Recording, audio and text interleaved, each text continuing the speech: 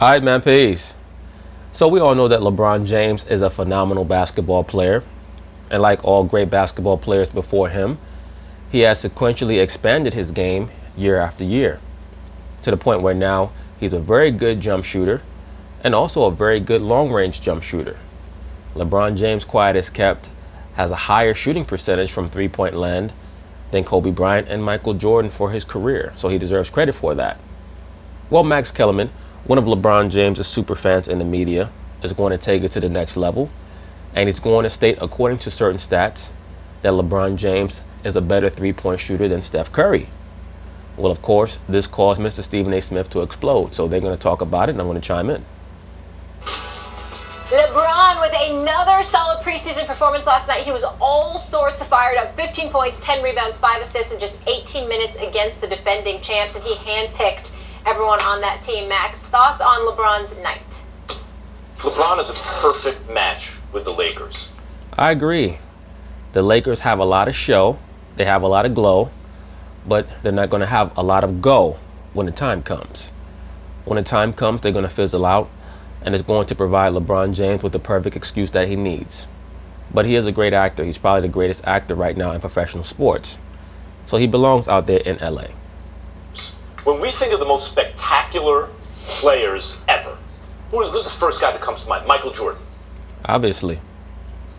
Another guy that jumps right to mind, Kobe Bryant. But those guys didn't run Showtime. They were showmen as individuals, and they were great team players as it turned out. Yes, that includes Kobe. 5 rings you don't get to be without understanding what it takes to win as a team. I agree with that. And I think that Kobe Bryant became a great overall team player in 2007. I've stated this numerous times on my channel. I think that he was a great team player for 4 years in his career, from the 2007-2008 season all the way to the 2010-2011 season, which were the Phil Jackson years where they were contenders for championships. That's when he was a great team player. Outside of those 4 years, the other 16 years, no, he was not a good team player. You know what, I'll give him credit for the 99-2000 season. He was a great team player that year also. I don't care how good you are as an individual, but it wasn't Showtime. The Lakers teams were a lot of free throw shooting, and it wasn't, Magic Johnson's Showtime was something different. Dr. Jerry Buss took over that team, the late great Dr. Jerry Buss, the greatest owner by far in the history of American team sports. What was so amazing about what he did was he thought, I'm in LA.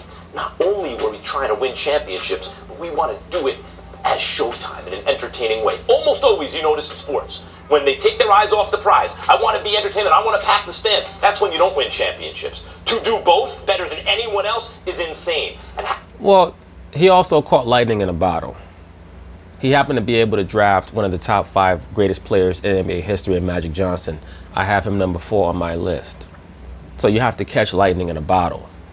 So we cannot just put it all on Jerry Buss. And it was very obvious that Magic was going to be the number 1 draft pick that year. So yes, Jerry Buss had great insight. He had a great vision for the team. But let's also understand that he was not necessarily the person that controlled the style of play. Because Paul Westhead at certain times wanted to slow the basketball down. It was Pat Riley, when he was given the coaching reins, who decided to really speed it up again. So there's a lot of people who deserve credit for the Showtime Lakers, not necessarily Jerry Buss. But Jerry Buss did a great job of staying out of the way, and he did a great job of showing his players where to get the best piece of ass at after the game. And how did Magic do it? Passing the ball, putting on a show that way. And how does LeBron do it? Same thing. Now, LeBron's a better scorer. Right, but Magic was a far better passer than LeBron James. Far better passer and a better rebounder. But LeBron James has brought, he's a showman. Even this, he was only supposed to play, the first half? He's like, nah, forget that. Shooting the deep 3, which, by the way, according to 538 last year, he does better than anyone, including Steph Curry, actually, by the numbers. Oh, yeah, he's learned how to do that. I don't want to hear that. See, you don't have to. Right there. You don't have to. Hear 538. When somebody says, anybody that says, that even replies remotely, I don't give a damn what numbers you find, anyone that implies that LeBron James can shoot the basketball better than Steph Curry. What do you think the number represents? Let me say this very quickly, because I see both of their points. Really, all Stephen A. Smith should be saying right now is that LeBron James deserves credit for pushing his game, his offensive game, out beyond the three-point line. Is he the three-point shooter that Steph Curry is? No. But once again, that shows the impact and the influence that Steph Curry's style of play has had on the NBA. Well, now he's made it fashionable and acceptable for players to take three-point shots 6-7 feet beyond the three-point line. LeBron deserves credit for expanding his game out that far. That's about it. Is he as good a three-point shooter or shooter in any capacity as a Steph Curry? No. But someone always deserves credit for taking something that was a weakness and turning it into a borderline strength. I'm just saying. What do you think the number represents? I would just like to complete that thought. Anyone who implies that LeBron James can shoot the ball better than Steph Curry should be banned from discussing the sport, including 538. What do you think of the number? Stephen A. Smith thinks that he's the Pope of basketball. Like you need his blessing to say certain things. I always state this. When you go back to many of the ESPN player rankings in the NBA over the last 5 seasons, Stephen A. Smith is known for being incensed at where they placed Carmelo Anthony and Kobe Bryant. And not only was ESPN correct in their prognostications in regards to how effective and impactful each of those players would be, they actually overrated how good both of those players would be over the last 5 or 6 seasons. The number. 538. What any other number websites I can come up with? I don't know. Stephen A., answer this question. If someone hits 10 threes from a certain feel like area, I should what does the listen to 10 Stephen represent? Do you understand that the 10 represents 10 instances of them actually doing that those events? In other words, Max Kellerman, what you're saying is that you want Stephen A. Smith to recognize the cold, hard facts as opposed to the sentiment. And you make a valid point.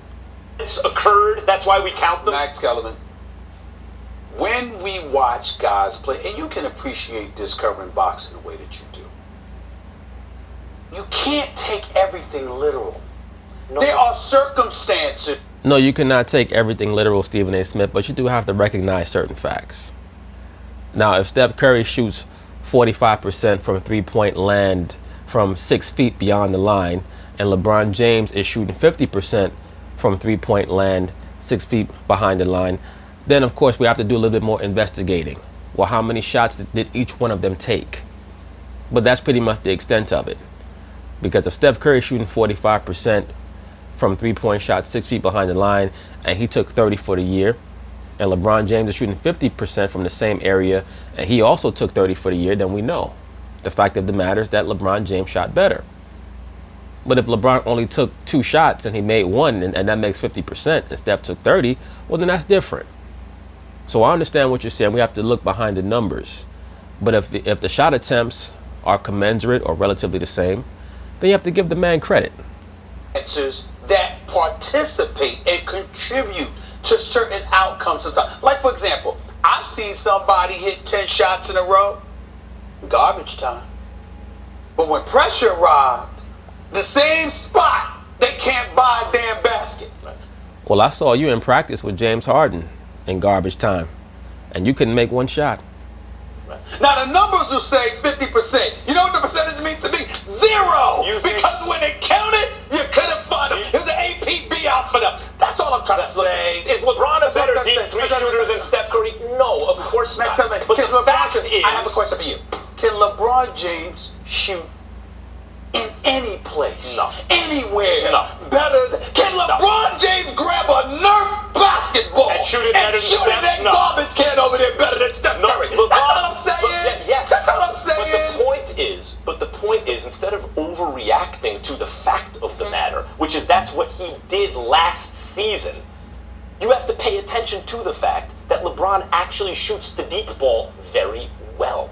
I agree with that. Just give the man credit for his improvement. That's the point. Guys, this is very good, but I also want to get to Kyrie too. So you're... But anyway, that's basically it on that. I do have to give LeBron credit.